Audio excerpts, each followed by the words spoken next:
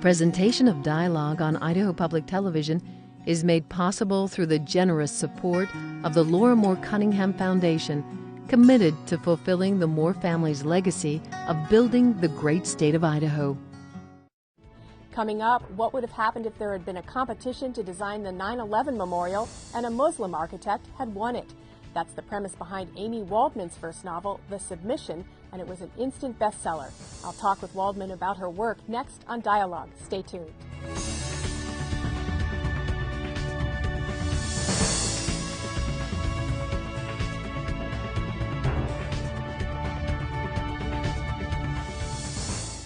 Hello and welcome to Dialogue. I'm Marcia Franklin. When my guest today had an idea for her first book, she initially shelved it, but the story just wouldn't leave her alone. So Amy Waldman quit her job as a reporter for the New York Times and put her thoughts down on paper.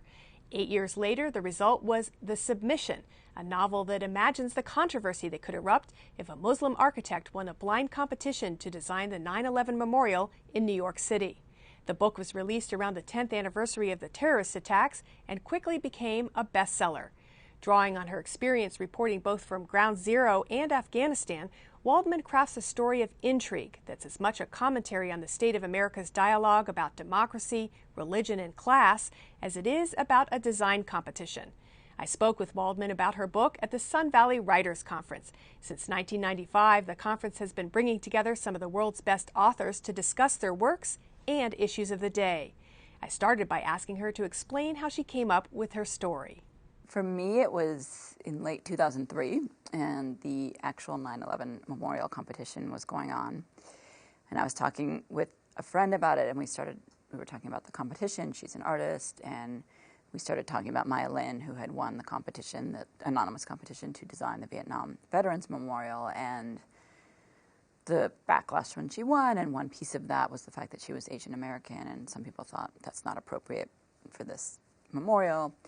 And as we were talking, I suddenly thought, what would happen if an American Muslim won a blind competition to design this 9/11 memorial? And I instantly thought, that's a novel. Somebody should write that. Did not necessarily think it would be me, since I was a reporter at the time, but it really stayed with me.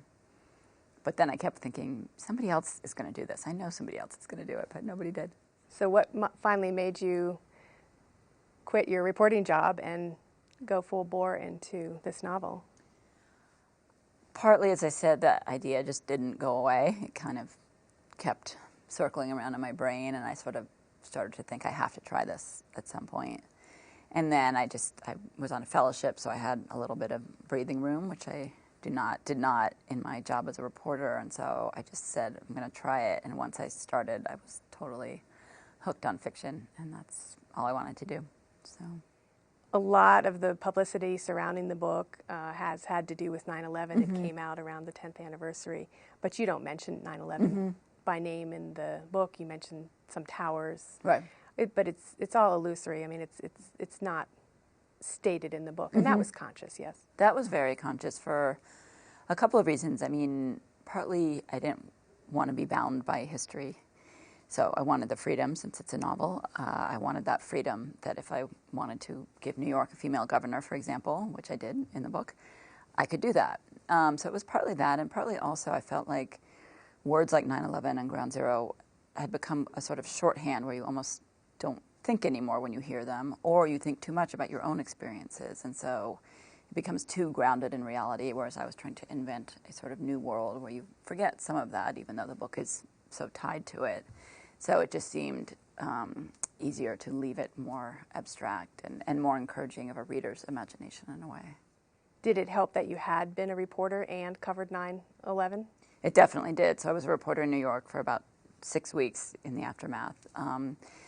It was very helpful. I mean, partly just to see what it did to the city, to have experienced the intensity of the grief, both by interviewing families who had lost people, but also just people living in the city. So I think, I didn't later, as I was doing the novel, go seek out family members or anything like that, but I think having had that experience really helped in just reconstructing a little bit of what that period was like. And you did not interview people for this. That was intentional as well.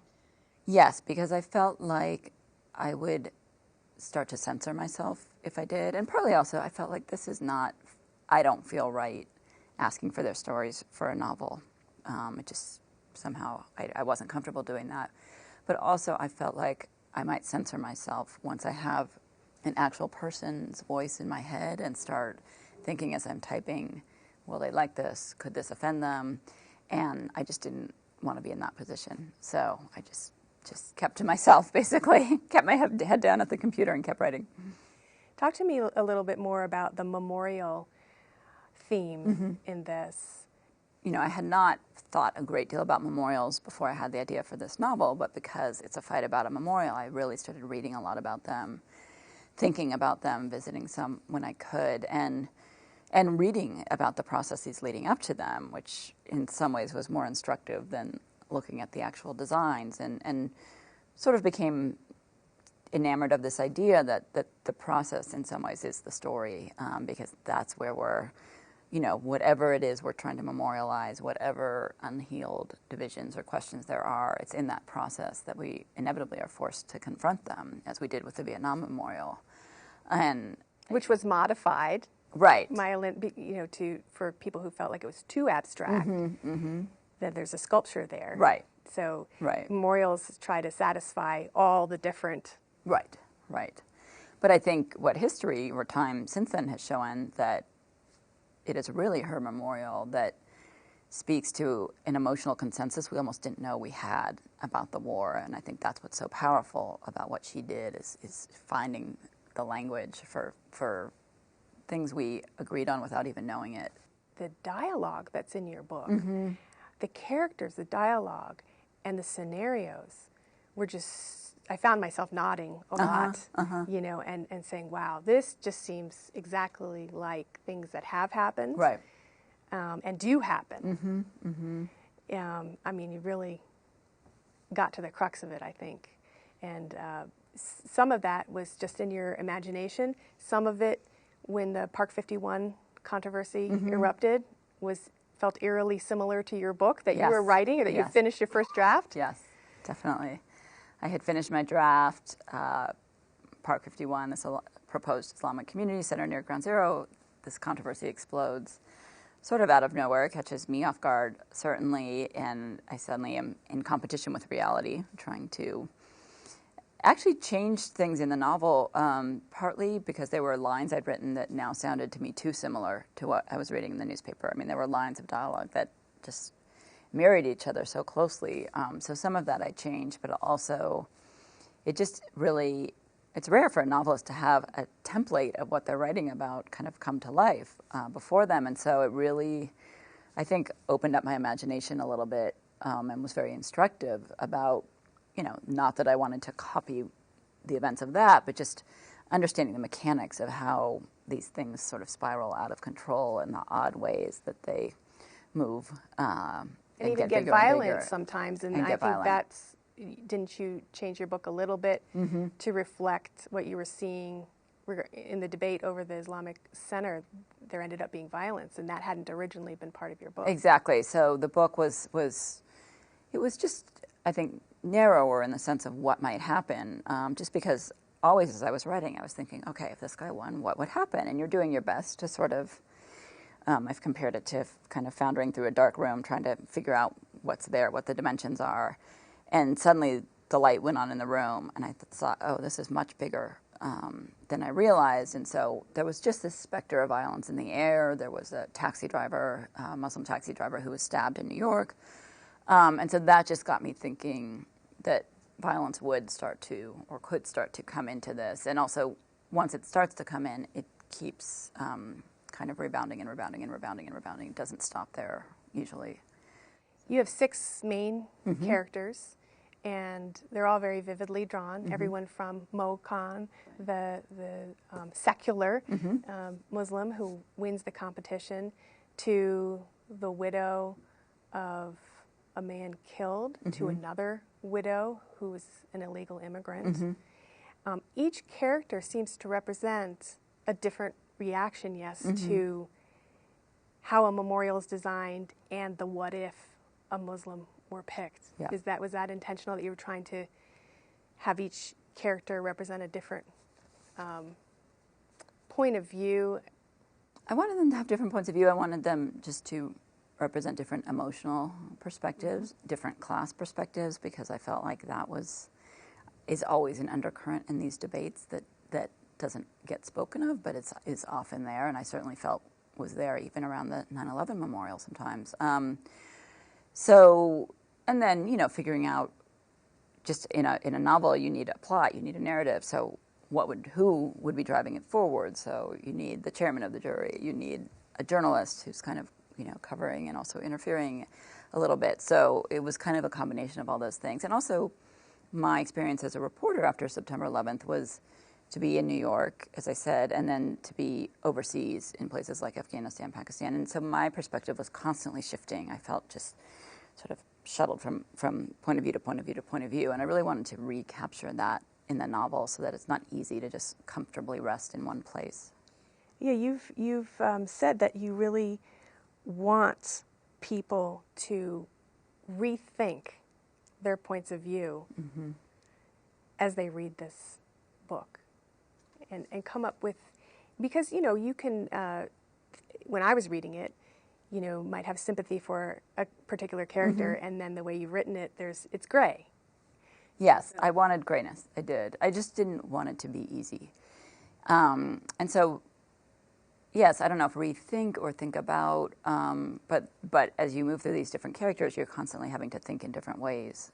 So that's what I meant about not being able to really settle in one place. For instance, Mo, the architect, right. You automatically think, well, of course he won the blind competition. He should never. And then as you continue to draw his character, write his character, he's not all that likable. Yes. And a lot of times he reminds me kind of the granite, the immovable granite of a memorial. Metaphor. Exactly. He's asked to modify his design. He's asked to explain his design. Right. Is it a garden for martyrs? And he, the more that they push, the more he closes down. And so, he's not. You can't say one way or the other. Oh, this guy's great, or there's no heroes or villains here. Exactly, and you don't know exactly why he's. Is it principle that he's refusing to answer these questions? Is it ambition? Is he hiding something? Is it anger?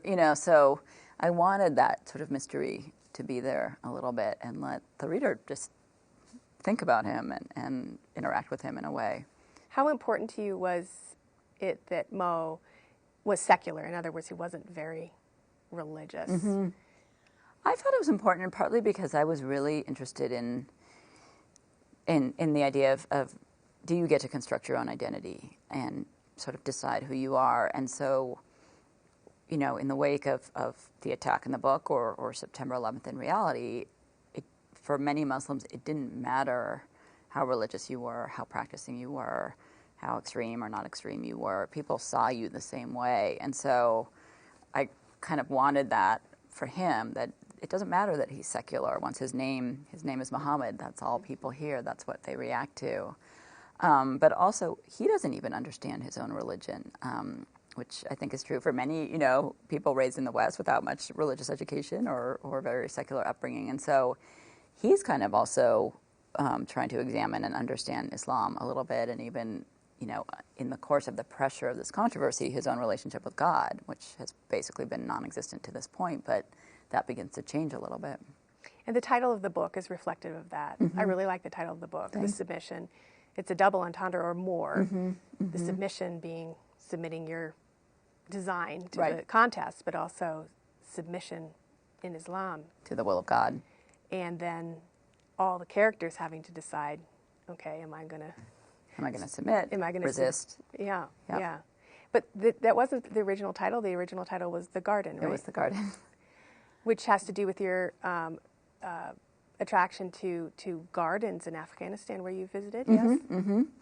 So, once I had started thinking about the memorial design and came up with this idea of having it be a garden that may or may not be Islamic and nobody knows, I had visited primarily one garden in Kabul in Afghanistan many times over the years, but I started researching a lot of other Islamic gardens as well, and also their history, which is really interesting.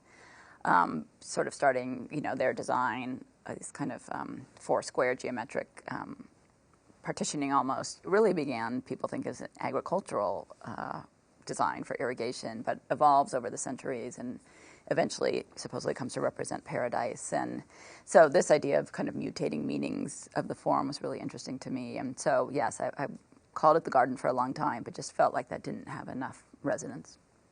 How important was it to put the immigrant character in the book? The woman, she's a widow, she's an illegal immigrant. Her husband, who worked in the towers, was as well. We know for a fact that there were individuals like that. Right. Was that a component or a character that you knew from the beginning that you wanted to include for a particular reason? I knew pretty early on. I mean, I had read accounts of illegal immigrants who died and their spouses, and to me, part of the novel was sort of who gets to make decisions, who has power, and this idea, you know, in the early period after September 11th, I felt like family members were talked about as this sort of monolith, which they never were.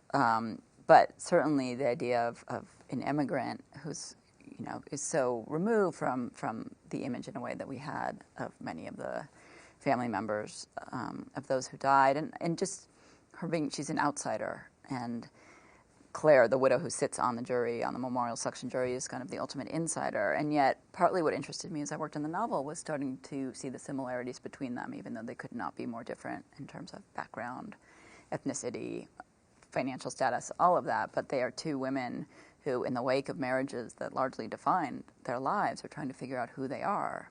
And so there are a lot of, with the 6 characters, a lot of parallels like that, where they would seem, I had imagined them as so different, and then suddenly these kind of internal convergences started to happen. So And one character who was a man was actually a woman originally, right? Well, yes. One character, I gave a sex change, which, you know, is a novelist's prerogative. You can do anything you want. Sean, whose brother was a firefighter who died, was originally his widow, another widow, and I just was not working, not interesting to me as a writer, and therefore I felt wouldn't be very interesting to a reader. And so one day I thought, Lucy is meant to be a man, and became Sean, and that sort of set in motion me finally understanding who he was. And that's a freedom you can't have as a journalist. Definitely. That you do have as a I hope novelist. not. Right. Yeah, absolutely not. Yep. But going back to the Bangladeshi woman in your piece, it seems like even though she's an outsider, it's her story, and I won't give it away because I want people to read the book, but she draws everyone together. Yeah, that's a really great way to put it. She pulls everyone together in the end. And it's also, to me, you know, in some ways the book is not just about 9/11 at all. It's a novel about America, and she is really in love with America. And I think for a lot of the characters, it's really, that's what it's about, is will this country kind of hold up to our ideals and illusions and hopes for it? And that's certainly what she is trying to work through, is saying, I believe in this place, so don't disappoint me.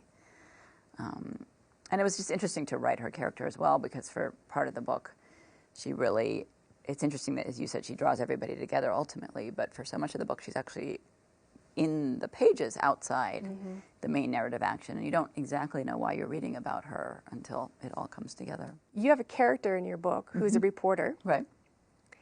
This reporter must be potentially the most, she's certainly a ripped from the headlines reporter. She takes every opportunity to get information, no matter how unethically she gets it. Was this in any way a commentary on your former profession and things that you saw going on that are changing? I think, you know, when the book first came out, I kept saying, of course not, but I've kind of come to recognize I must have been commenting in some way, otherwise, you know, why did I construct the character that way? But I think this woman, Alyssa, who's a tabloid reporter in New York, I think there were a few things that went into making her. One is, in general, in the novel, I was very interested in the press or the media almost as a character in itself, much as I was talking about a book being a character, in that I feel today it shapes the news often as much as just reporting it. And maybe that's always been the case, but it's certainly very vivid now in the age of the internet and the 24-hour news cycle and so on. So partly through her, I was just trying to explore some of that this is not simply, a record of history. It's actually making history on some level. But I also felt that I think some of my own just perhaps ambivalence about the profession and, asking family members, what is it like to lose someone? It's a difficult position to be in, and I think I always felt slightly ambivalent about that, so I think I was exploring some of that. The kind of desperate ambition I saw a lot of in New York City newsrooms when I was in newspapers, so there's some of that.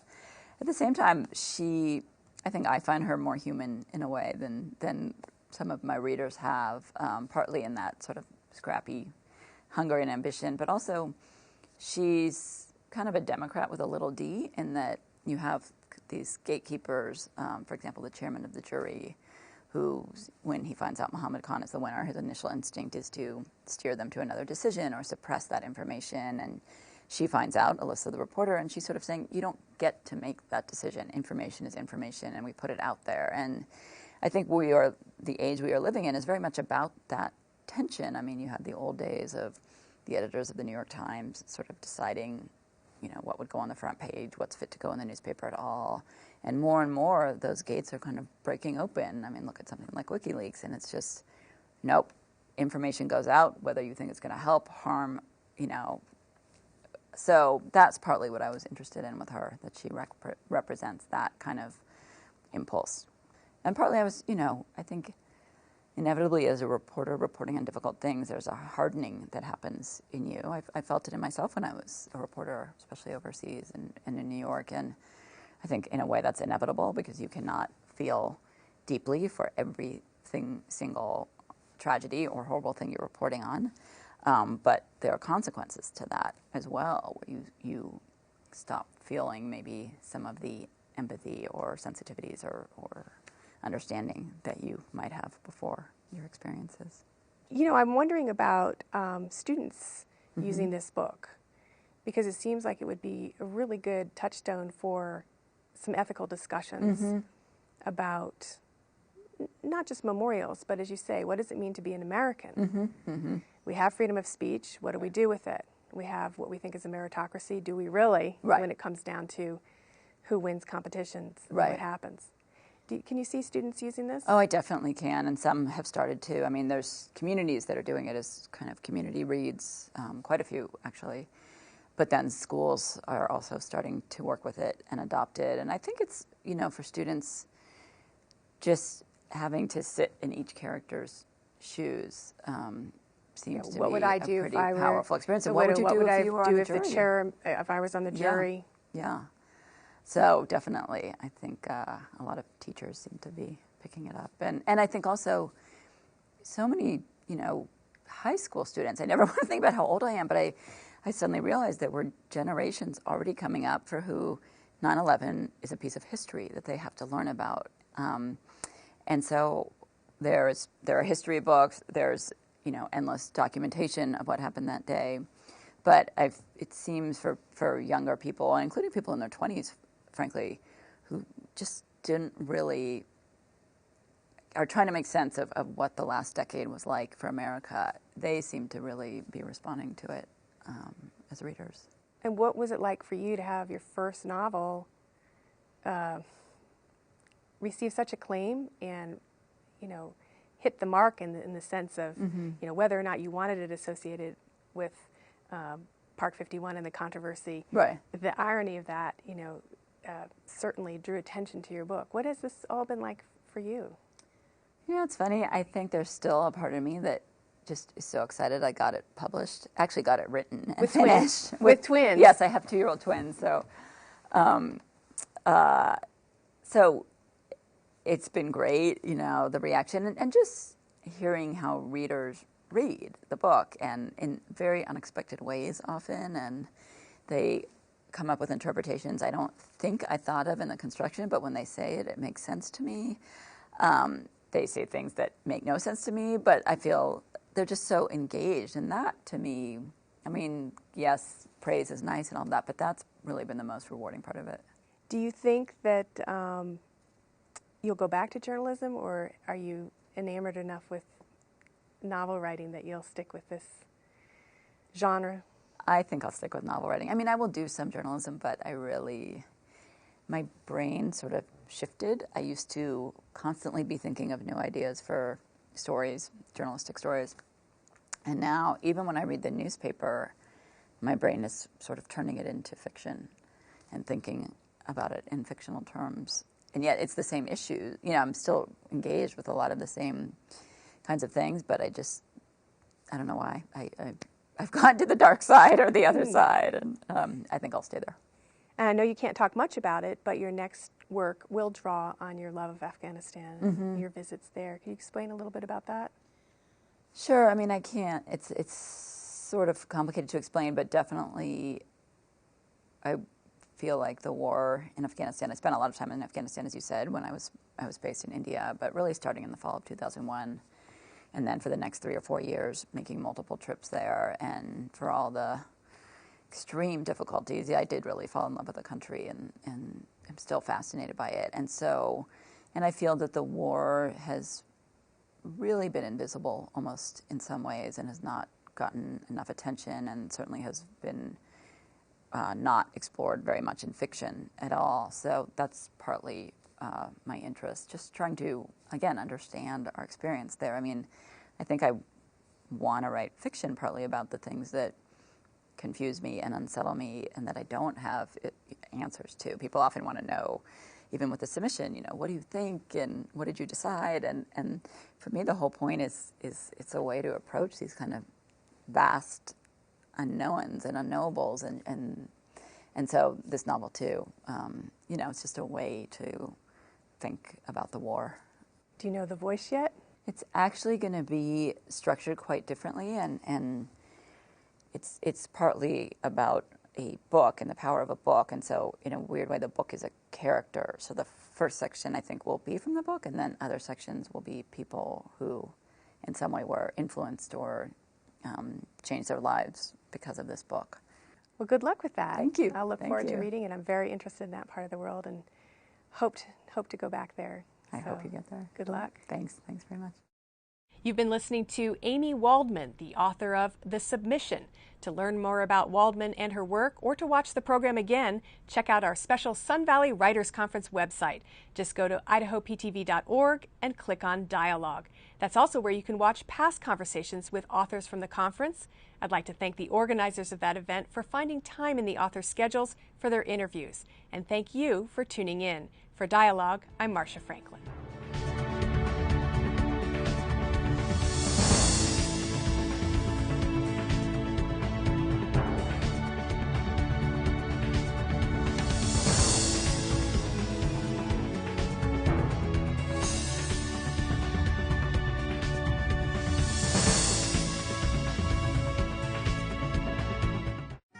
Presentation of Dialogue on Idaho Public Television is made possible through the generous support of the Laura Moore Cunningham Foundation, committed to fulfilling the Moore family's legacy of building the great state of Idaho.